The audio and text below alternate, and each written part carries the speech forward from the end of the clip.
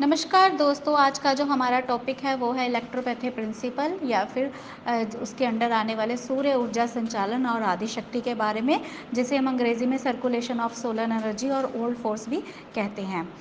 और अब बात करते हैं सौर ऊर्जा या फिर जिसका अर्थ है सूर्य द्वारा उत्पन्न की गई ऊर्जा या शक्ति, जो सूर्य के प्रकाश से विशेष आधुनिक कारणों की सहायता से विद्युत पैदा करती है और कृत्रिम विद्युत उत्पादन में महान कार्य हुआ है। सूर्य के प्रकाश से उत्पन्न बिजली की शक्ति से यह सिद्ध होता है कि सूर्य से आने वाली जो किरणें हैं उनमें शक्ति एक ऐसी शक्ति होती है जो सुचालक पदार्थों में उपस्थित दो इलेक्ट्रोड के बीच विद्युत धारा प्रवाहित करके परिपूर्ण विद्युत परिपथ का जो निर्माण है वो करती है, जिस शक्ति को सौर ऊर्जा भी कहा जाता है। विद्युत उत्पन्न करने का अर्थ है विभिन्न विपरीत अवशेषों की गति करवाना या फिर जिसे हम कहते हैं movement of several opposite charges. इसे हम एक्टिवेटर भी कह सकते हैं, जो शारीरिक क्रियाओं को उत्पन्न करती है। विश्व में सूक्ष्म से लेकर दीर्घ आकार वाले पौधे, वनस्पतियों, जीव जंतुओं और मनुष्यों के जीवन में प्रकाश जो है वो सबसे बड़ा और प्रमुख स्रोत है। सूर्य के प्रकाश से मानव जाति को विटामिन डी अत्यधिक मात्रा में मिलती है, जो अस्थित समूहों को मजबूत बनाए रखती है, जो कि वसा के पाचन में सहायक होती है। वनस्पति जगत भी प्रकाश की सहायता से जो पादप कोशिकाएं हैं उसमें विद्यमान रासायनिक तत्व जो है जैसे कि क्लोरोफिल की उपस्थिति में प्रकाश जो है संश्लेषण क्रिया द्वारा पत्ती अपना भोजन तैयार करती है, जिसके फलस्वरूप जो कार्बन डाइऑक्साइड गैस है वो अवशेषित करके ऑक्सीजन गैस छोड़ती है, जिसे मानव जाति की प्राणवायु भी जो है वो माना जाता है। इस प्रकार हम देखते हैं कि जो सूर्य का प्रकाश है उसमें ऊर्जा निहित होती है और जो ऑक्सीकरण की क्रिया है क्रिया को वो क्रियावंत भी करती है और उसकी दर को बढ़ाती है। इससे यह सिद्ध होता है कि जो पादप कोशिकाएं में जो रासायनिक तत्व उपस्थित होता है वह अपने परमाणु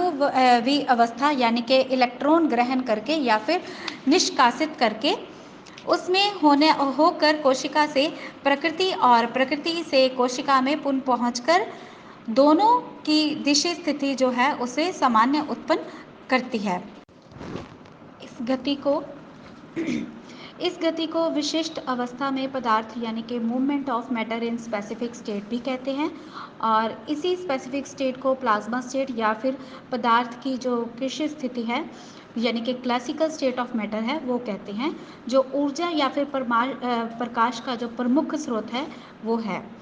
एवं शरीर में उपस्थित रक्त व रस का सामान्य घटक जो है जिसे हम कॉमन कंपोनेंट कहते हैं। यह तथ्य प्रमाणित है कि जो पदार्थ है उसमें गति के कारण जो ऊर्जा या फिर शक्ति है वो होती है और वह शक्ति जिसके द्वारा पदार्थ अपने स्पेसिफिक स्टेट में गति करता है उसी को आदि शक्ति कहा जाता है। ऑड जो है वो शब्द ग्रीक शब्द ऑर्डिनाइल से जो बना है और जो आदि शक्ति है वो ऑड फोर्स का आविष्कार जो है वो वॉन्टनबर्ग के वैज्ञानिक बोरनबान रिचेन बैच ने सन 1961-62 में बर्लिन में किया था। वैज्ञानिक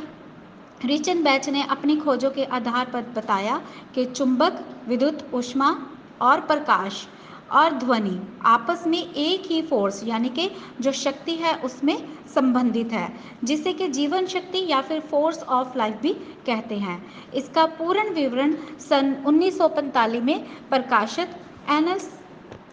एनस फॉर्म ऑफ केमिस्ट्री में भी किया गया है। डॉक्टर मैगलस दी रेक्टर, प्रोफेसर डॉब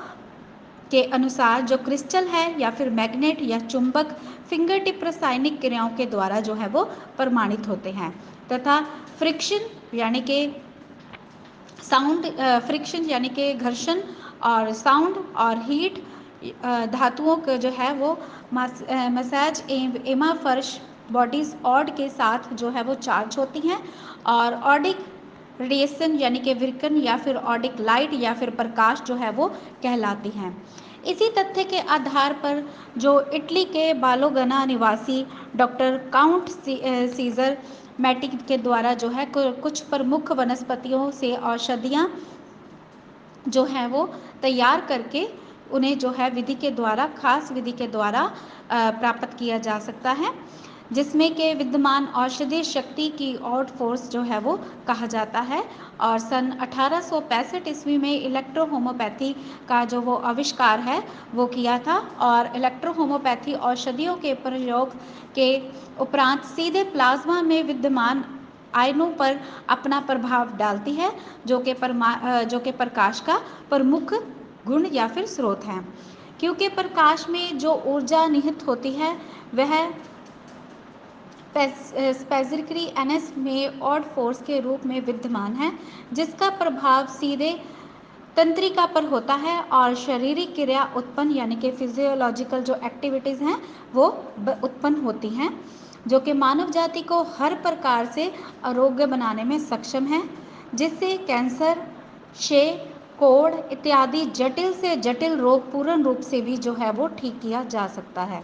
और इस प्रकार जिस तरह सौर ऊर्जा पदार्थों से स्पेसिफिक मूवमेंट्स जो हैं वो सहायक होकर विद्युत जो है वो उत्पन्न करती हैं और वह विद्युत ऊर्जा को कार्य में परिवर्तित किया जाता है। ठीक उसी प्रकार इलेक्ट्रोहोमोपैथी की औषधियाँ जो है वो ऑड फोर्स की सहायता से मानव शरीर में विद्यमान प्लाज्मा पर अपना प्रभाव डालकर जो शारीरिक क्रिया है यानी कि जो फिजिकल एक्टिविटीज़ हैं उन्हें उत्पन्न करके रस और रक्त के जो स्टेडी स्टेट हैं असामान्य अवस्था को जो वह सामान्य स्वस्थ अवस्था है जो उसकी वो बनाए रखने में सक्षम होती हैं। तो दोस्तों इसी के साथ ही हमारा इलेक्ट्रोपैथी प्रिंसिपल जो है वो समाप्त होता है। अगर आपको ये अच्छा लगा हो तो प्लीज़ इसे लाइक शेयर करें